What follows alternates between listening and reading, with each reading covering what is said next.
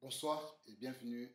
Comme je vous avais promis, je sais que je ne serai pas tellement long parce que je sais que j'avais déjà parlé, j'avais déjà annoncé le grand message que l'Éternel nous avait donné par rapport à l'Église évangélique libre d'Afrique, de la situation qui prévaut aujourd'hui, de la situation que nous tous nous sommes en train de vivre. Je sais que les gens peuvent parler, ils peuvent dire, oui, ce n'est que normal. Les choses de Dieu sont toujours comme ça. Ils sont toujours comme ça et on ne peut pas s'en passer malheureusement. On accepte et c'est comme ça que Dieu nous a donné le message. C'est quoi était le message? Je vais vous donner vraiment les dates. Je serai vraiment très court, je ne vais pas tellement long.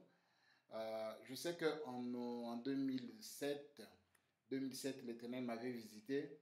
Il m'avait donné le message concernant le pasteur Tchala Moutoumouj MM. Après la campagne, l'Éternel m'avait dit qu'il sera suspendu. Il a été suspendu. Je passe un peu tout ce temps-là, c'est déjà ancien. Parlons de ce qui est présent. Pour ce qui est présent, en fait, ce que vous devez savoir, je ne le fais pas pour que vous puissiez m'apprécier. Ça, non. Je ne profite pas de l'occasion pour me faire valoir. Non. C'est vraiment avec humilité, avec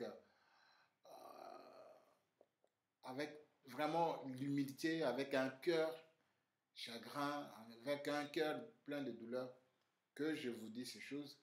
Parce que à son temps, lorsque j'avais parlé de ces choses, personne ne m'avait écouté, personne ne m'avait entendu. En fait, le 24 septembre 2019, l'Éternel m'avait visité, c'était vers 5 heures du matin. L'Éternel m'a fait voir, vraiment, je vous donne le résumé, parce que je ne l'ai pas trop long. L'Éternel m'avait donné le message sur la chute ou le désordre qui se prévaut aujourd'hui dans cette église évangélique libre d'Afrique. Je le dis parce que j'ai été vraiment membre de cette église très longtemps. J'ai passé presque ma jeunesse dans cette église. J'ai eu à assumer des fonctions dans cette église. Et c'est ainsi que l'Éternel qui est notre Dieu m'a visité. C'est ainsi que l'Éternel qui est notre Dieu m'a donné. J'ai eu cette grâce de connaître Dieu, de parler comme je suis en train de le dire aujourd'hui. Alors, l'Éternel va me visiter, il va me montrer comment cette affaire va se dérouler. J'ai vu dans cette vision notre apôtre Jean Kabemou Bikaï organiser un culte. Et pendant que je voulais avancer vers lui, on m'interdit de ne pas avancer vers lui. On me dit pourquoi? Parce que plusieurs visions que je lui dis, ça lui dérange et il me voyait un potentiel remplaçant. Comprenez très bien, un potentiel remplaçant. Donc il y avait quelqu'un qui devrait le remplacer si ce n'est pas nécessairement moi. Et qui était à la conduite de ce culte? C'était pasteur Kari Kaninda. Vraiment, je suis en train de citer des noms de gens de ce que l'Éternel m'avait montré. Je ne peux pas inventer des choses. Pendant que le pasteur Kari était en train de prêcher, les choses n'étaient pas vraiment cohérentes. Il ne prêchait pas comme d'habitude, comme il avait l'habitude de prêcher. Et c'est comme ça que l'apôtre va retirer le micro, il va commencer à prêcher. Et aussi, lui, quand il s'est mis à prêcher, il ne prêchait pas comme toujours il a l'habitude de prêcher. Il prêchait des choses qui ne concordaient pas avec la parole de Dieu. Il était vraiment ce que nous appelons hors sujet, ou hors la parole de Dieu. Il était vraiment hors le contexte de verset qu'il est donné. Mais pendant que lui est en train d'enseigner, les membres du comité directeur se sont réunis pour ceux qui connaissent l'Assemblée de Congolo, l'Assemblée de Kin 1 que nous appelons communément à Congolo, ils sont réunis du côté du bureau, vous voyez, du côté où les sœurs s'asseyent, vers les toilettes des sœurs. Et de là, ils s'étaient réunis en train de fomenter de cogiter comment faire tomber l'apôtre. Ça, c'est ce que j'ai vu dans la vision. C'est ce que j'ai vu dans la vision. J'ai la vision. Si vous voulez, je pourrais partager la vision en bas de cette vidéo, en commentaire. Vous pouvez lire vraiment en résumé. Et du coup, j'ai vu là où il y a les instruments, au-dessus, là, il y a les instruments. Là, on a toujours du côté sœur, toujours là qu'on a toujours posé des instruments. Je trouve un lit très très bien, vraiment un bon lit qui donnait envie de dormir. Je suis allé pour m'asseoir sur ce lit-là. Pasteur Jeff, qui gardait, c'est lui, vous savez, c'est lui qui gère les instruments et tout ça à l'église. C'est lui qui était chargé de gérer ce lit. Et pendant qu'il gérait ce lit, quand j'ai voulu m'asseoir, il me dit non, ne t'assieds pas sur ce lit-là. Ce lit-là est interdit. Seule personne qui peut s'asseoir, c'est moi, parce que moi, pasteur Jeff, je ne commets pas l'adultère comme les autres pasteurs là. Vous comprenez un peu? Du coup, quand je me réveille, je prie le Seigneur. Le Seigneur me montre clairement qu'il y a un complot qui est en train d'être monté contre l'apôtre. Il ne fera plus longtemps. Bien-aimé dans le Seigneur, quelques jours après, je suis allé voir l'apôtre. Je lui ai dit ceci. Mais malheureusement, bon, ça n'a pas été bien reçu. Normalement, ça n'a pas été bien reçu, comme toujours. Comme je l'avais dit à l'apôtre Crispin Kazuluka, je lui avais dit, cher pasteur, tu quitteras l'église évangélique libre d'Afrique, tu n'iras avec personne. C'était en 2007 et à la fin, vous connaissez ce qui s'est passé. Je dis aussi aux amis de ma famille Gemaël, qui est le groupe des adorateurs de l'Éternel, je leur avais dit, Pasteur Dilenga, qui est dans cette assemblée qui nous dirige, ne fera plus longtemps. Il sera exclu de cette église. Cela est arrivé. Vous le connaissez très bien qu'il a été exclu de l'église. Je ne peux pas dire des choses que je ne connais pas. Je dis des choses que l'Éternel m'avait dit. Je dis des choses que je connais très, très, très bien. Et ce sont des choses qui se sont déjà réalisées, vous le connaissez. Du coup, quand ceci est arrivé, je suis allé dire à l'apôtre, il ne m'a pas cru. J'avais dit au pasteur Adonis Kaloji, qui est certainement en train aussi de nous suivre, il connaît cette vérité. J'avais dit ça au pasteur Dadi Kassanda, que nous appelons Dadi Bass, à Yebi Makamona Loba. Franchement, je n'invente rien, je dis ça. 2019, calculé 2019, 2020, 2021, 2022, aujourd'hui, 3 ans après, donc plus ou moins 3 ans, donc 2 ans et plusieurs mois, que ces choses se réalisent aujourd'hui. Du coup, l'autre témoin, c'est Diacre Pascal, aussi Diacre Jules Dakalala. Donc ce sont des gens, même mon frère aussi, Costa Kalala. Je lui ai parlé de ça un jour dans mon bureau quand il est venu me rendre visite. Parce que lui et moi, on parle trop, on échange trop sur les choses de l'Éternel. Voilà, donc c'est ce qui s'est passé. Et aujourd'hui, si nous sommes en train de vivre ces choses, c'est un complot qui a été déjà planifié pour que l'apôtre tombe. L'Éternel avait déjà visé, c'est ça. Donc les membres du comité directeur et ça s'est passé comme ça. Pendant que l'apôtre était à Mbujimaï en train d'annoncer l'évangile, et ils se sont réunis ici à Kinshasa pour comploter que lui tombe. Vous voyez exactement ce qui a été dit dans la vision. Alors, qu'est-ce que nous devons faire? Vraiment, je vous ai dit que je ne serai pas long. Qu'est-ce que nous devons faire? Ce que nous devons faire, c'est que l'Éternel est en train de mettre à nu les choses que nous avions dénoncées autrefois. Que cette Église, on est en train d'abandonner l'orthodoxie, on est en train d'abandonner le christianisme, on est en train d'abandonner la christologie, on est en train d'abandonner le Christ. Mais l'intérêt devient matériel. Les prédications sont maintenant anthropocentriques, donc centrées sur la personne et non sur Jésus-Christ. Donc on commence, dans cette église, on commence, l'évangile que nous connaissions de l'église Elda n'est plus, mais maintenant c'est l'évangile sur la personne. Par exemple, Ogozwazando, Zando Gokomayayo, c'est toi qui seras le colon, c'est toi qui seras riche. Donc, on prend les bénédictions que Dieu avait dit à Abraham, on les colle à nous. Bien aimé, Abraham, c'est une personne qui a existé. Ce que Dieu disait à Abraham, il lui disait pour une personne qui s'appelle Christ. Enfin, qui s'appelle Christ. Donc, Dieu a la capacité de nous bénir. Il a aussi la capacité de ne pas nous bénir. Donc, si aujourd'hui tu as l'argent, tu n'as pas l'argent, cela n'a fera rien à ta christianité, donc à ta chrétienté. Donc tu n'es pas moins chrétien que celui qui a l'argent. D'ailleurs, Jésus est en train de dire qu'il est difficile à un riche d'entrer dans le royaume des cieux. Il est difficile. Pourquoi? Parce que l'argent donne l'orgueil, l'argent fait beaucoup de choses que nous tous nous connaissons. C'est ce que l'argent fait. Alors du coup, vraiment je n'aborde pas ce sujet-là de l'argent. Mais Dieu a mis à nu ce que nos dirigeants actuels sont en train de viser. Ils ne visent pas les âmes. Par contre, ils visent l'argent. Ils visent le positionnement. Dans cette politique, on dit, toi, que je m'y mette.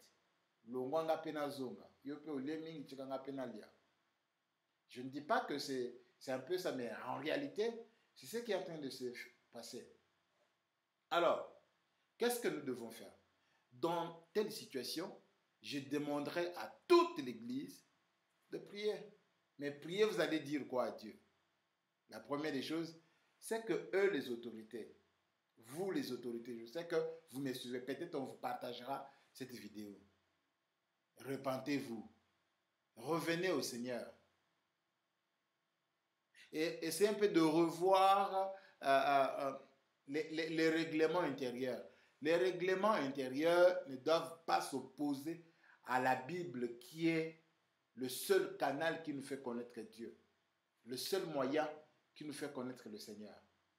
Les règlements intérieurs ne doivent pas s'opposer à la Bible. Si ça s'oppose déjà à la Bible, ça veut dire que c'est charnel. Ce n'est pas biblique. Alors, quand des choses sont charnelles, alors que vous parlez de la part du Seigneur, il y a un jugement pour ça. Matthieu chapitre 7, versets 22 à 23, est en train de nous montrer que plusieurs me diront, en tonneau, nous avons chassé le démon. En tonneau, nous avons guéri des malades. Mais Jésus leur dira au verset 23, il dit, quittez, je ne vous ai jamais connu. Accepteriez-vous qu'un jour Jésus vous dise qu'il ne vous a jamais connu alors que vous avez passé tout votre temps à le servir? Ne soyez pas comme des Judas. Judas a passé toute sa vie dans les choses de Dieu, mais il n'a jamais passé sa vie avec Dieu. Ça veut dire qu'on peut servir le Seigneur, mais sans être avec Dieu, sans être avec le Seigneur. On peut passer toute sa vie en servant le Seigneur, mais quand on n'est pas dans sa volonté, on est hors sa volonté, on est pécheur. Et l'Éternel vous rejettera. Il ne vous recevra jamais. Repentez-vous, essayez de vous réunir, enlevez vos querelles, appelez-vous, asseyez-vous, demandez-vous pardon les uns les autres. Vous avez dispersé les brebis d'autrui des dieux. Jérémie 23 dit, malheur aux pasteurs qui ont dispersé mes brebis. Vous avez dispersé les brebis du Seigneur. Aujourd'hui, moi, je reçois des gens qui me disent, nous ne partons plus à l'église, nous ne prions plus. Et je vous dis d'autres choses qui me disent, non, ça, je ne peux pas vous le dire. Ça reste entre nous.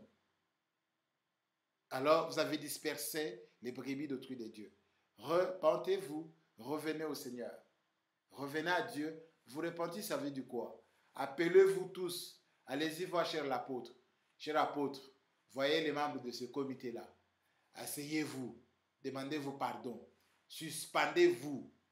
Cessez de prêcher. Laissez l'église au diacre. Ce sont eux les propriétés de l'église. Laissez l'église au diacre. Cher diacre, levez-vous. Suspendez tous les membres du comité directeur. Suspendez aussi l'apôtre. Laissez-le s'asseoir. Conseillez-leur d'aller s'asseoir, de s'organiser d'abord, qui se demandent pardon. On est enfant de Dieu. Jésus a dit, pardonnez-vous 77 fois 7. Ça fait 490 fois par jour de pardonner. Alors, si vous êtes incapable de vous pardonner, vous mettez franchement, vous nous prêchez, et nous on va dire amen à ce que vous prêchez. À moins qu'on ne soit pas chrétien. Mais s'il y a de chrétiens comme nous, de la génération Étienne,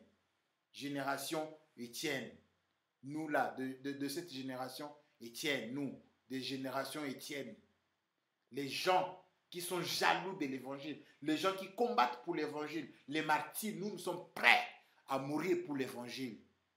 Car l'évangile de Christ, les apôtres Paul l'ont prêché, ils étaient prêts à mourir. Pendant qu'on les chicotait, il dit, réjouis-toi, pour la gloire du Seigneur. Nous acceptons de nous réjouir pour la gloire du Seigneur. Vous pouvez nous injurier, c'est pour la gloire du Seigneur. Vous ne nous injuriez pas parce que nous ne disons pas ce qui est vrai.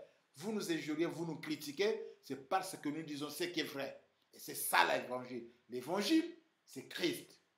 Quand on annonce Christ, on ne mélange pas. On ne dit pas croire en Christ pour que tu aies l'argent. Non, ça c'est un faux évangile, un évangile des capitalistes américains. L'évangile de Jésus, c'est croire en Jésus tel qu'il est. C'est ça l'évangile de Jésus. Repentez-vous, chers diacres, prenez l'église en main. L'église vous appartient. Les pasteurs sont des pasteurs, on les appelle les pasteurs. Mais l'église, c'est les diaconies. C'est le diaconie. C'est vous qui êtes dans la diaconie. C'est vous qui gérez l'église. Suspendez tous les membres du comité directeur. Suspendez toutes ces personnes-là. Que eux-mêmes s'asseyent, se pardonnent, afin de venir nous prêcher aussi le pardon. Sinon, tout ce qu'ils ont fait, ou tout ce qu'ils nous prêchent, c'est du mensonge. Je me souviens d'un pasteur qui m'a dit, toi tu veux nous combattre, tu ne sais pas que dans mon salon est tolé les sakabana na biso. Et tu es venu au Seigneur pour les sabana na yo.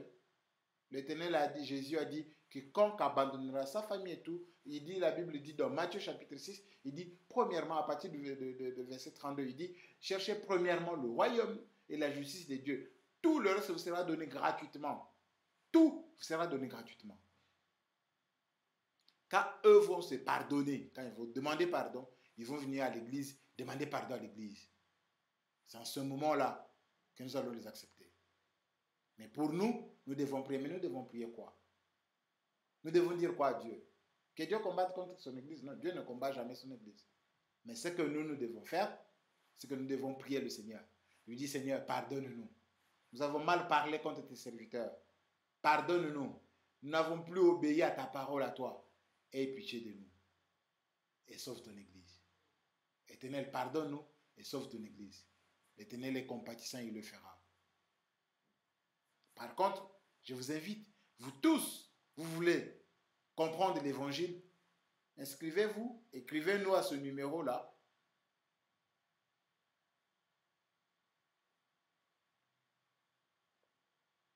À ce numéro ici. Vous nous écrivez à ce numéro ici. Vous vous abonnez à cette page. Soit YouTube, Facebook, Instagram et tout comme ça. Vous vous inscrivez. Vous nous suivez dans Génération Etienne. C'est une génération des hommes et des femmes qui se lèvent pour l'évangile, qui se lèvent pour parler de la part du Seigneur. Je vous avais dit que je ne serais pas long. C'est un peu en résumé pour ceux qui ne m'avaient pas suivi autrefois pendant que la connexion ne donnait pas bien. C'est ça. Alors je vous prie, chers frères et sœurs, de croire en Jésus. Et ce que moi je vous demande, c'est que nos dirigeants doivent se suspendre eux-mêmes. Si eux ne se suspendent pas, mais où est la jeunesse? La jeunesse, vous ne vous levez plus. Et vous allez dire qu'ils vont vous maudire. Non. La Bible déclare qu'une malédiction qui n'a pas de cause est nulle et sans effet. Et nulle et sans effet. Tant que nous défendons la cause juste, qui est la cause du Seigneur, à ce que les brebis qu'on a dispersées puissent revenir. Et que le temple soit sanctifié. Le temple sera sanctifié si la haine quitte. Si vous abandonnez la haine, Likunya, Mutemamabe, Moyomobi, si vous abandonnez ça, si vous acceptez de vous pardonner, que Dieu vous bénisse. Je reste Joseph de Gaulle, le martyr de l'évangile. Je suis de la génération Etienne, je suis martyr de l'évangile. Je mourrai pour l'évangile. Je ne prêche pas pour avoir l'argent. Si l'Éternel veut me donner l'argent, ça viendra seul. Et cela viendra de l'Éternel. Ça ne viendra pas des hommes. Il utilisera certes des hommes pour me bénir. Mais l'objectif pour moi, ce n'est pas de l'argent. Si c'était pour l'argent, j'aurais déjà construit une église pour avoir de l'argent. Mais je le fais pour la gloire du Seigneur. Que Dieu vous bénisse.